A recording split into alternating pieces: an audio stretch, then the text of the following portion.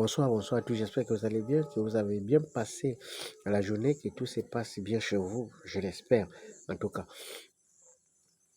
Voyez-vous, quelqu'un me disait quelque part que selon les savants que nous avons en Afrique, selon les visionnaires que nous avons en Afrique, il disait que l'Afrique a été divisée par les colons, que les colons nous ont divisés.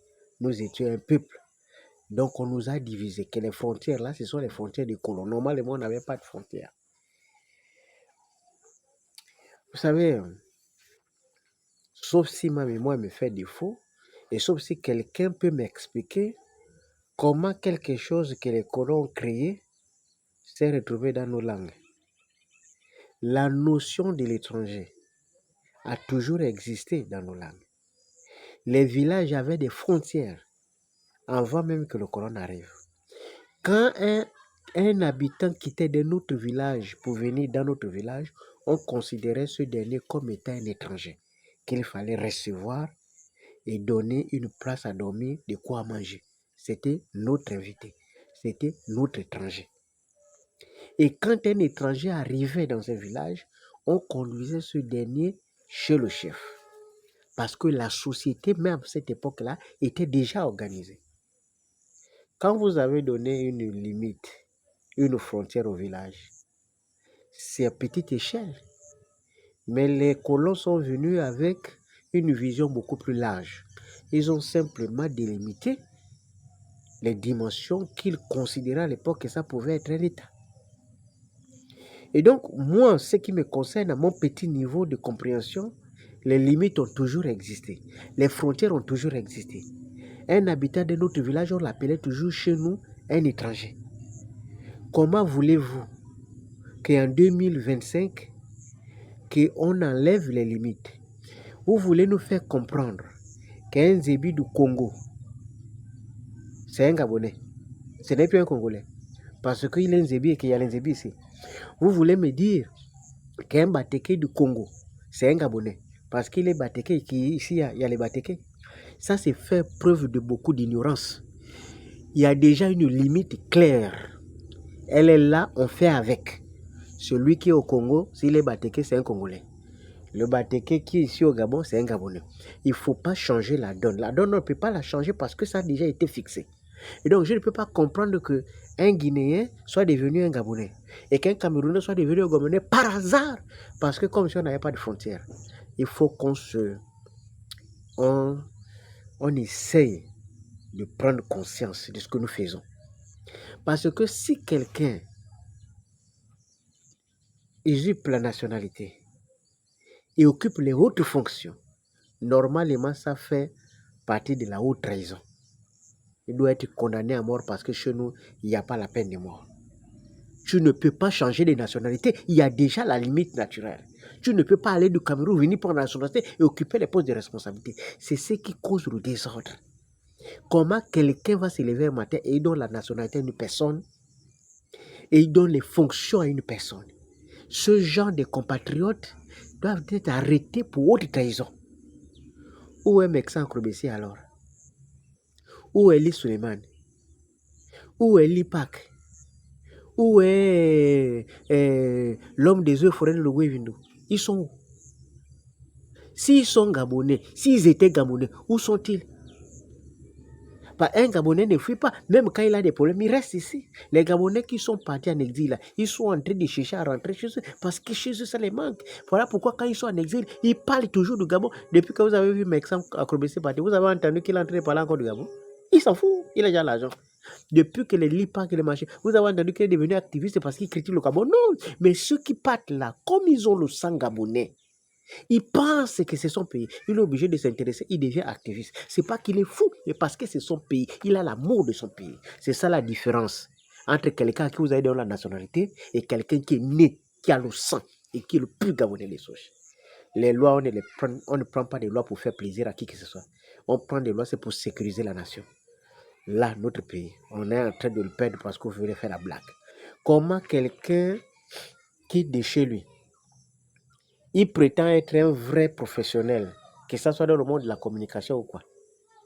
Son pays même, il y a des centenaires au pouvoir. C'est ici où il va venir faire un vocabulaire, je ne sais d'où ça sort, pour dire à une partie des Gabonais qui ne sont pas, ils ne sont pas autorisés à s'exprimer. Je vous rappelle que le Gabon, c'est l'un des rares pays où la démocratie est réelle en Afrique centrale. Moi, je pèse mes mots.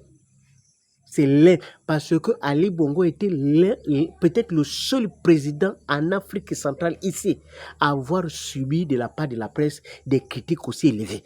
Je ne vois pas un seul président en Afrique centrale ici qui a subi les critiques qu'Ali a subies dans la presse.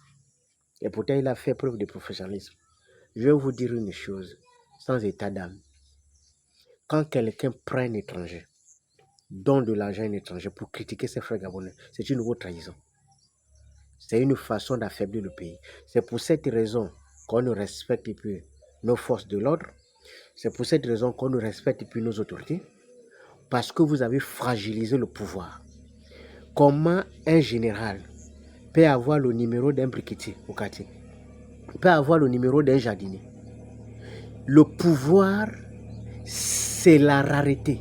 Le pouvoir, c'est tout ce qui est discret, tout ce qui est invisible, tout ce qui est difficile à obtenir. C'est ça le socle du pouvoir. Mais si ceux qui sont censés incarner le pouvoir, les officiers supérieurs, ils fréquentent avec les gens des quartiers, des bas quartiers. Ils ont les numéros de tout le monde a le numéro. Quand un jardinier a un numéro d'un général, lui-même il est devenu général. Parce que quand tu l'embêtes, il appelle le général. Depuis qu'on a vu un peu comme ça. C'est peut-être le seul pays en Afrique ici qui a ce genre de réaction. Ça veut dire que tu provoques un taximan, il appelle le général. Depuis qu'on a vu ça. Est-ce que vous pensez que c'est sérieux pour un État qui veut qu'on respecte un ministre? Tu empruntes quelqu'un dans le quartier, il te dit que lui va appeler directement le ministre. Il n'est même pas communicateur, mais il a le numéro des ministres. Comment est-ce que c'est possible? Quelqu'un qui est censé être rare à rencontrer. Et c'est n'importe qui dans le quartier qui a le numéro du ministre. Tu m'embêtes, j'ai des relations. Ça veut dire que quelqu'un que tu croises une personne, lui te dit, même si c'est un étranger, il te dit qu'il a des relations dans le pays. Donc, dès qu'un étranger arrive, c'est les autorités même qui partent même embrasser l'étranger. Parce que toi, le citoyen, tu es là, tu crois que l'étranger va venir te voir et il dit non, toi, tu es n'importe quoi. Moi, si je parle avec quelqu'un, j'appelle le ministre, j'appelle le tien, j'appelle le machin, j'appelle la présidence. Ah bon? Donc, c'est aussi facile comme ça? Comment est-ce que vous voulez qu'on nous respecte dans ce cadre-là? Comment est-ce qu'on peut fragiliser notre propre pays comme ça? Comment quelqu'un qui occupe les fonctions les plus élevées va descendre aussi bas au point d'être accessible à même ceux qui ne font rien du tout? Comment est-ce que c'est possible? Même si on veut être simple dans la vie, il y a des fonctions auxquelles tu ne peux plus. La simplicité n'existe plus. Il faut faire preuve d'un peu de rigueur. Et c'est dommage que moi j'ai assisté à des scènes bizarres. Hein. Je suis dans le taxi, le policier, il dit moi j'ai déjà cotisé, il passe. Le militaire là, il a le vert jaune bleu. C'est la patrie qui représente. Mais même là, on a fragilisé la patrie. Plus personne ne respecte personne parce que la procédure normale n'est plus respectée. En cas de problème, normalement, on est censé voir le chef du village, après le chef de regroupement. Quand il n'y a pas la solution, on passe au chef de canton qui transmet en cas de nécessité le problème à la gendarmerie. Et suite, la gendarmerie transmet le problème au tribunal. Mais non, quand tu embêtes quelqu'un, j'appelle au tribunal, demain on t'arrête, on t'enferme. Et c'est ce qu'il va faire. Tu es posé, tu discutes avec un voisin au quartier, j'appelle mon frère qui a la pêche, il appelle, on vient t'arrêter. Comment est-ce qu'on va vivre dans un pays comme ça? Donc il faut les relations. Il appelle son frère qui a la pêche et il débarque avec la voiture. Il t'arrête, il part. Parfois même on te brutalise. C'est après qu'on te dit que non, en fait, tu n'as rien fait. Vas-y dans le quartier. Et vous voulez qu'on soit dans un pays sérieux, ça? Donc tout ça, ce que je viens de partager avec vous, ce sont plus ou moins des problèmes qui sont liés à nous, Gabonais. Si on veut qu'on nous respecte, si vous voulez qu'un investisseur qui vient chez vous puisse vous prendre au sérieux, Et ce n'est pas aux investisseurs qu'il faut s'apprendre, c'est aux autorités. Quand vous allez au LAM, on vous torture là-bas, c'est parce que c'est autorisé par vos autorités. Ce n'est pas les gens de LAM qui vous torturent, non, c'est vos propres frères, vos propres autorités qui vous torturent. Parce qu'ils ont l'onction et l'autorisation des autorités. Ils le font là, ils sont là encore. Rupture de contrat, la violation des lois, les emplois accessibles des étrangers, c'est autorisé par les autorités. Parce que s'ils ne sont pas autorisés, ils ne feront pas cela. Dans tous les pays, il y a des limites. Ceux qui limitent dans d'autres pays là, ce sont des gens, ce ne sont pas des extraterrestres. Quand quelqu'un vient chez vous dire, si tu ne veux pas travailler avec les Gabonais, tu retournes. C'est aussi simple que ça. Tu n'es pas obligé de travailler au Gabon. Tu peux aller dans n'importe quel pays. Si tu viens au Gabon, tu travailles avec les Gabonais. Tu peux pas travailler au Gabon, tu vas travailler ailleurs. Chez les autres, c'est comme ça se passe. Mais chez vous, c'est vos propres autorités qui vous mangent. On dit, oh non, les Gabonais n'aiment pas travailler. Ils ont fait. Moi, je côtoie les Gabonais tous les jours. Je connais ceux qui travaillent. Moi, j'ai souvent dit aux gens, amenez les exigences professionnelles. Nous, on vous trouve le personnel qu'il faut. Ce n'est pas le personnel qu'on vous coach là, on vous appelle au téléphone. Oh, j'ai ma cousine, j'envoie. Oh, j'ai mon nièce, j'envoie. Non, on connaît les gens ici qui ont la volonté de travailler. Et si vous les traitez bien, ils vont bien travailler. Mais on va prendre les gens par copinage. Après, quand ils se comportent mal, on dit les Gabonais n'aiment pas travailler. Et on profite de cela pour écarter les Gabonais et pour mettre les expatriés. Mais nous sommes dans un pays. Et moi, je crois qu'à la longue, ça va créer quelques petits problèmes à la longue. Parce que on peut supporter l'affaire une fois, 2 fois, 2 jours, 3 jours. Mais quand on a l'agonie, là, on n'écoute plus. Tout ce qu'on peut dire, ça ne rentre plus. Parce que quand tu as fait, tu ne peux plus écouter. Je crois que ça va arriver bientôt. Parce que les gens commencent à se rendre compte qu'ils ont fait et qu'on est en train de faire le grand remplacement. Mais n'oubliez pas, allez vous inscrire massivement sur les listes électorales. Parce que ce n'est qu'en s'inscrivant sur les listes électorales que l'on peut changer la donne.